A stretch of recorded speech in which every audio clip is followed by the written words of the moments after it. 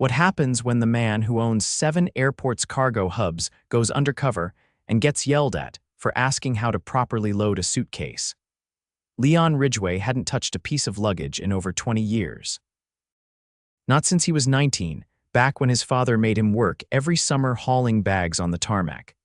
Now, at 43, Leon owned all 7 air cargo hubs his father built from scratch, and lately something felt off. Complaints were stacking up.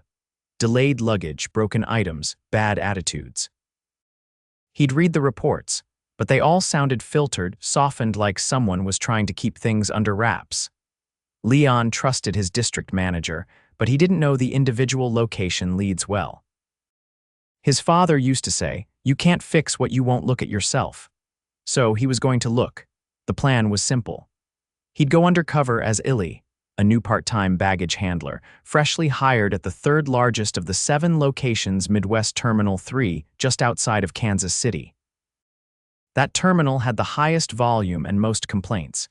He'd shaved the beard, wore thick glasses, and swapped his usual tailored jacket for a faded hoodie and steel toe boots.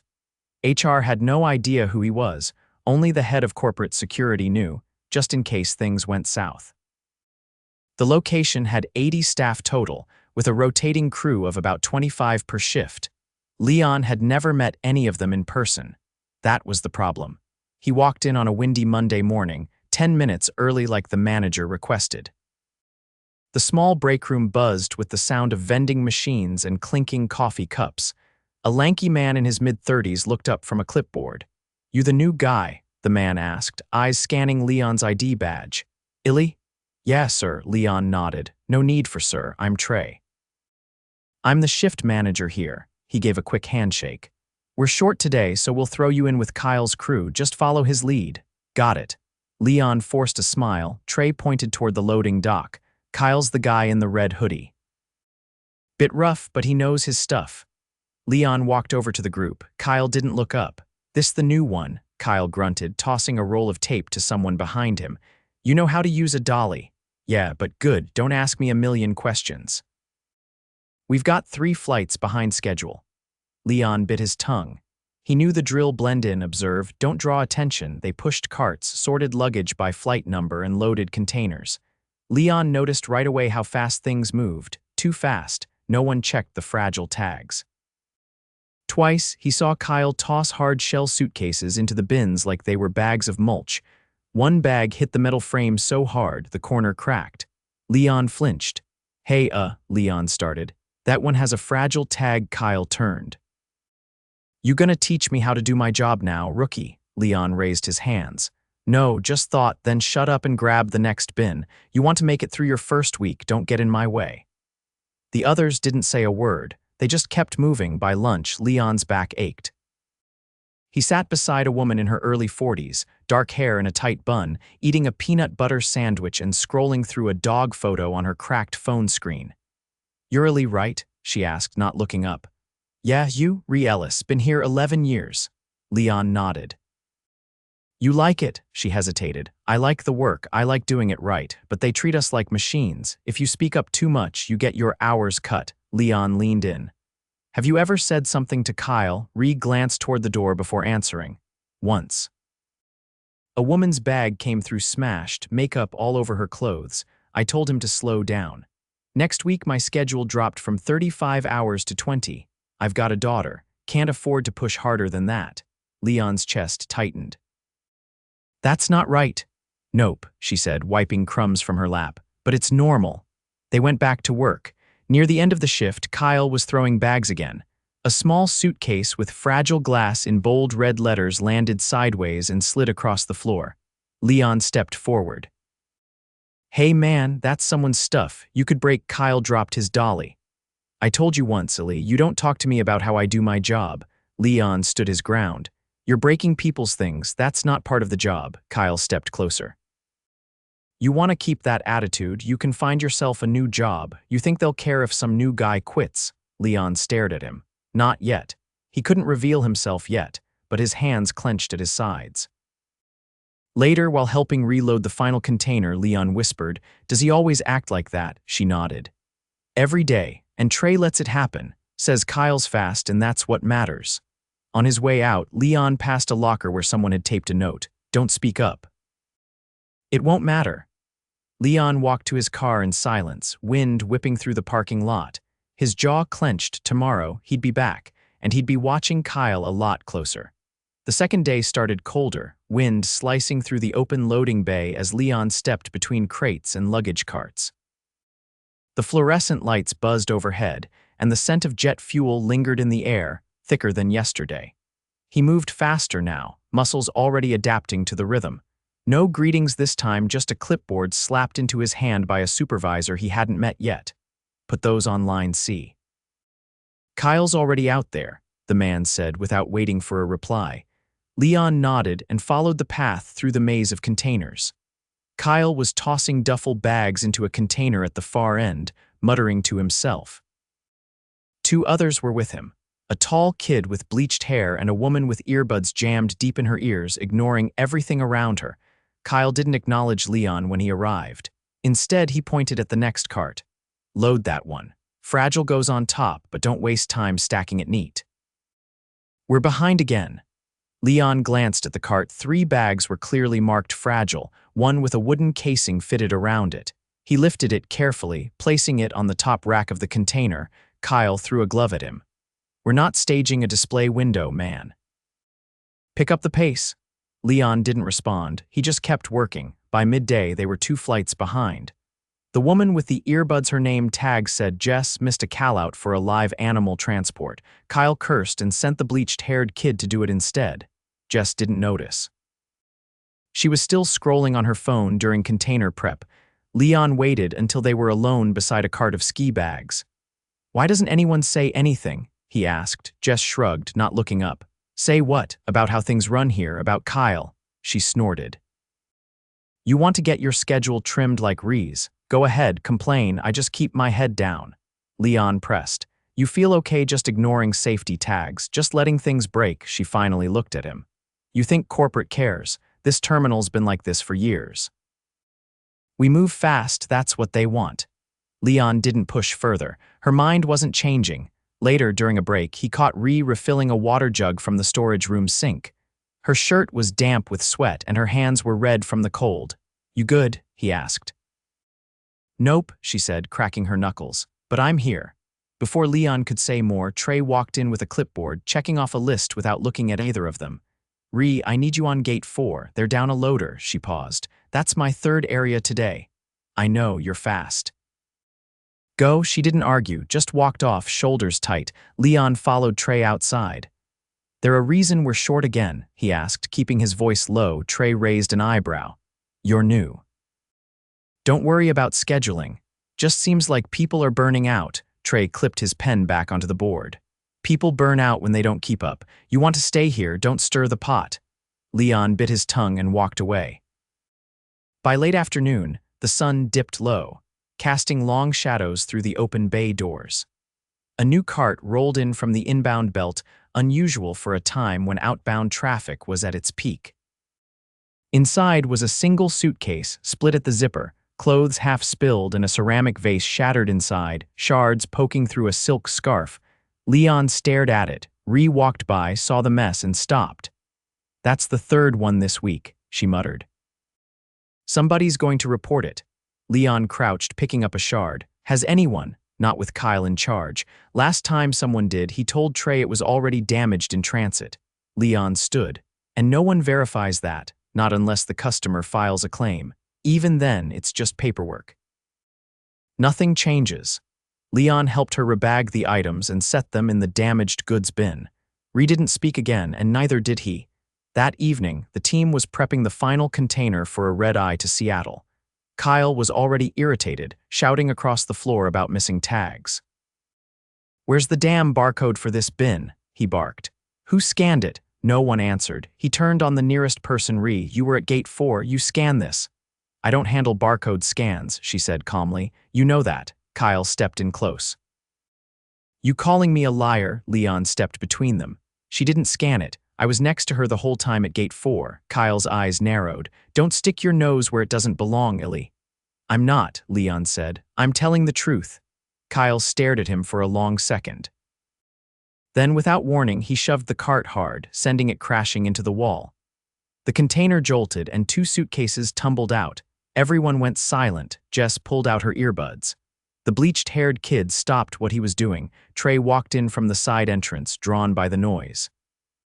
"What the hell was that?" he asked. Leon spoke first. Kyle shoved the cart. Kyle crossed his arms. "It wasn't locked properly, it slipped." Leon pointed at the impact mark. "Didn't look like it slipped."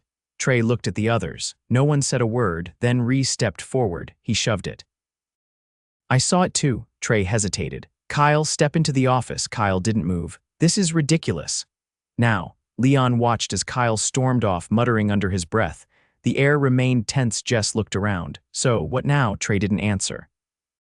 He followed Kyle to the side hall and shut the door. The rest of the shift carried on, but slower. No one spoke much.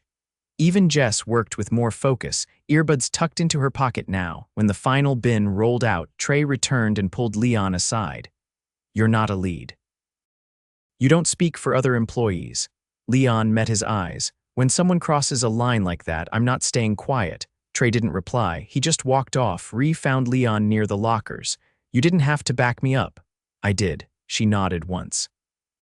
"You're not like the others." Leon exhaled. "Neither are you." As he left the building, the night air felt different, heavier.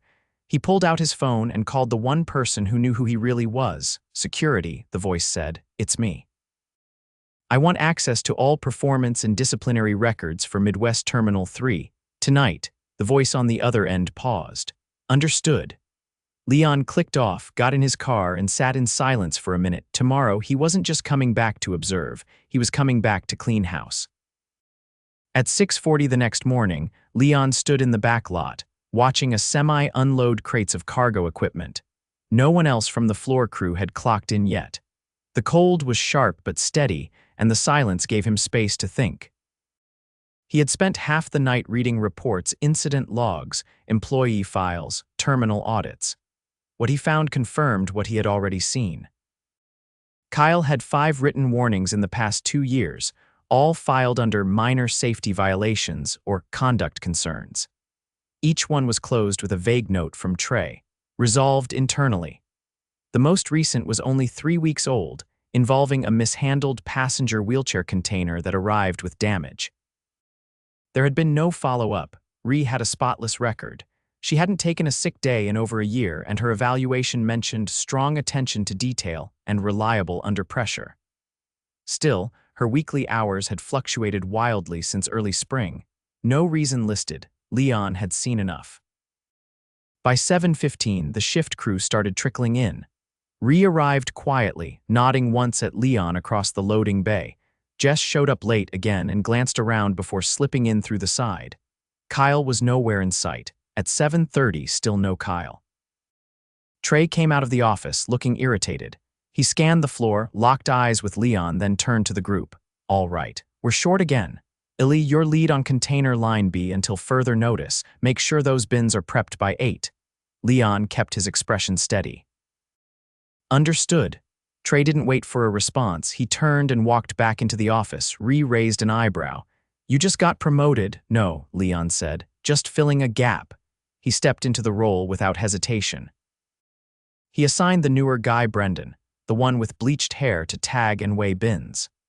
Jess was told to assist with container prep, and Ree was moved off gate duties to focus purely on outbound load checks. By 8:30, they were running smoother than any morning Leon had seen so far. Then Kyle returned. He walked in through the side entrance, duffel over his shoulder, sunglasses still covering his eyes. He didn't acknowledge anyone. Leon stepped into his path. "You're late." Kyle stopped walking. "I didn't know you were management now. I'm acting lead while we're short." "You missed check-in by over an hour." Kyle dropped his bag on a bench. "Traffic." Leon didn't blink. "Then you should have called ahead. Go see Trey." Kyle stared at him for a moment, jaw tight. Then he turned and walked off. Ree leaned close. "You sure about that?" "I'm sure." 10 minutes later, Trey came out with Kyle trailing behind. Trey's expression was unreadable. "Change in schedule," Trey said. "Kyle's off rotation until further notice. Jess, take his spot on container C." No one said a word. Kyle yanked his bag off the bench and stormed out without looking back. That afternoon, the pace stayed steady. Brendan worked hard, sweating through his uniform, but he kept checking the chart and asking questions. Jess, for once, actually stayed on task. She didn't say much, but she moved with more intention than Leon had seen from her before. Ree, meanwhile, had taken charge of final inspections. She caught 2 bags with incorrect routing tags and flagged them before they left the building. Leon didn't say anything, but he watched how she worked quick, quiet, and precise. At 2:15, a woman from HR arrived. She wore a navy blazer and carried a clipboard. Trey stepped out of his office and greeted her near the break room. The two talked quietly, then disappeared into the office. Leon didn't approach. He already knew what that was about. By 3, the HR rep emerged alone. She walked across the floor, stopped at Ree's station, and spoke with her for a minute.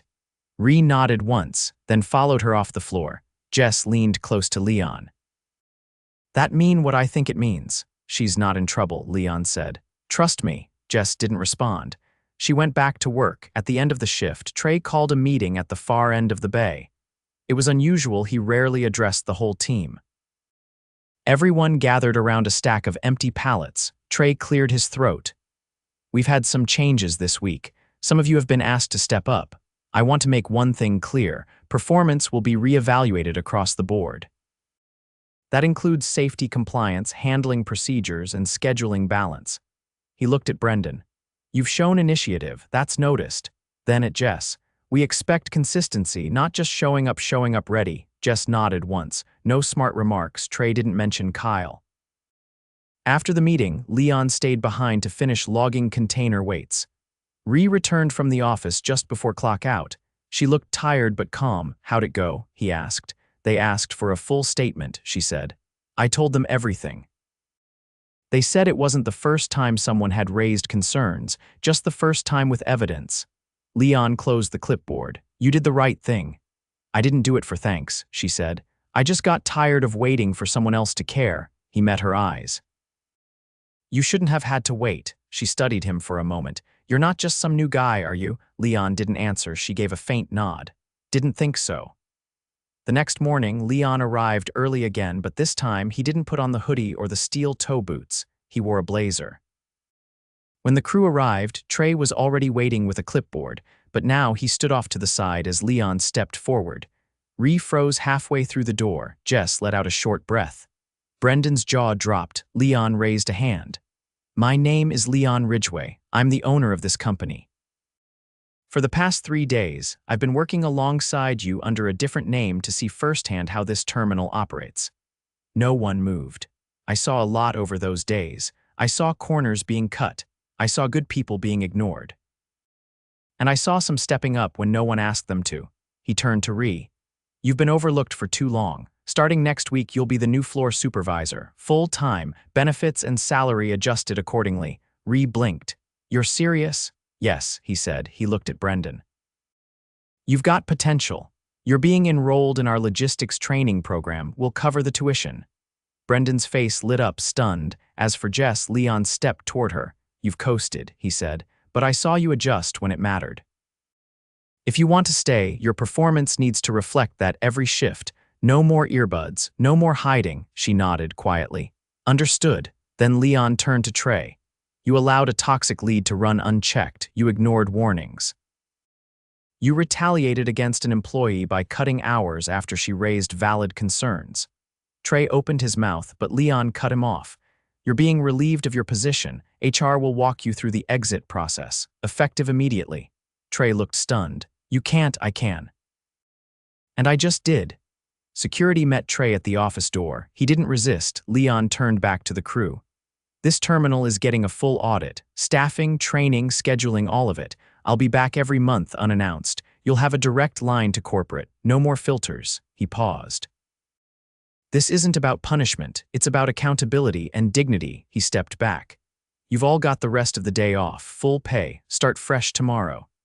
As the team filed out, Leon caught Ree near the door. "You ever think about running a terminal?" "Not until now," she said. He smiled. "Think about it." Then he turned and walked out into the sunlight. By the following Monday, Midwest Terminal 3 was quieter than usual. Not physically cargo still hummed down belts. Forklifts still beeped in reverse, and crates still clattered onto dollies, but the usual background tension had shifted. The kind that settled in people's shoulders, in how fast they moved or how little they spoke. That was gone. Leon had returned, not undercover this time, but without fanfare. He didn't wear a badge or a blazer today, just a plain gray jacket, steel toes again, and a notepad in his back pocket. He wasn't here to make speeches. He was here to see if the changes stuck. Ree met him by the loading docks, clipboard already in hand, hair tied back and safety vest zipped to the collar. She didn't waste time. "We still don't have a full replacement for Kyle's position," she said. "Brendan's filling in where he can, and I've split Jess between floor and routing duties." "But we're stretched," Leon nodded. "You have approval to bring in 2 temps until we find someone permanent, pull from any of the sister terminals." "Already called Terminal 5, she replied. "They're sending 1 person tomorrow." "The other slot's still open." He glanced down the floor where Brendan was scanning container seals with a handheld device. His movements were focused, methodical, no wasted steps. "Let me talk to him," Leon said. Ree didn't follow. She knew Leon preferred his own pace now. Brendan looked up as Leon approached and straightened up instinctively. "Everything holding up okay?" Leon asked. "Yes, sir. Yeah, it's smoother, quieter." Leon leaned against a steel support beam. "Any issues?" Brendan hesitated. "There's one guy who's been dragging, Milo. He's on night rotation, but he swapped shifts yesterday and came in late. Twice." Leon frowned. "Why the switch?" He said he needed morning shifts this week for family stuff. Ree's trying to be flexible, but he's not keeping up. Yesterday he left a bin half-labeled and clocked out early without telling anyone. That was enough. Leon walked back toward the office. Ree was checking the belt alignment on a cargo track, but she looked up when he passed. "Where's Milo?" "Break room." "Just sat down." Leon opened the door, and sure enough, Milo was scrolling through his phone, boots propped up on the bench, no vest, no gloves, half a sandwich on the table beside him. "You Milo?" Leon asked. The man glanced up, barely lifting his gaze. "Yeah, you left mid-task yesterday." "Didn't finish a container, that right?" Milo shrugged. "Had a thing, didn't think it was a big deal." Leon stepped forward. "You also clocked in late. Twice, you left early. You ignored 2 safety logs." Milo sat up straighter. "Look, I told the new lead I had some family stuff going on. I'm not trying to cause issues, I just need a little slack." "You were given slack," Leon said, his tone even. "And you used it to cut corners." Milo didn't speak. Leon continued. "This job moves fast, but that doesn't mean we skip accountability. If you need time off, ask for it. If you're here, you work. That's the deal." "I get it," Milo muttered. "No," Leon said. "I don't think you do. You're done here. Clean out your locker." Milo stood, angry but not surprised. He didn't argue. As he left, Leon noted the time, then returned to the floor. Jess was lifting a bin onto a dolly with a quiet grunt. She saw him coming and stood upright, brushing dust off her sleeves. "You holding up?" Jess nodded. "I'm good. I've been on time. Haven't touched my earbuds. You can check." "I did check," Leon said. "Ree said you've been consistent." "That's why I want to talk about next week." Jess blinked. "Okay, you're going to rotate into customer response for 2 days. We're piloting a program where floor staff shadow the claims process. I think you'll learn a lot." She crossed her arms, not defensive, just surprised. "You sure I'm the right pick for that?" "I am," Leon said. "You've seen how things go wrong. That makes you valuable." Jess gave a small nod. "All right, I'll do it." Leon moved on without lingering. There was no need to over-explain. Later that afternoon, a delivery truck rolled in with container locks from the Chicago terminal. Ree stepped outside to sign off and noticed Leon checking one of the loading ramps. "You're still walking the floor," she said, half stating, half asking. "I'll always walk the floor," he replied. She waited a moment. "You're not staying long, are you?" "No, but I'll be back next month, and the month after that." Ree looked across the terminal where Brendan was now explaining bin protocol to a temp fresh in from Terminal 5. "You think this sticks?" she asked. Leon answered without hesitation. "If it doesn't, it's because I failed to make it stick, and I'm not planning on failing." The next morning, HR held a formal orientation for the incoming temp and 2 new hires. Ree ran the session herself, using a laminated packet she wrote the night before.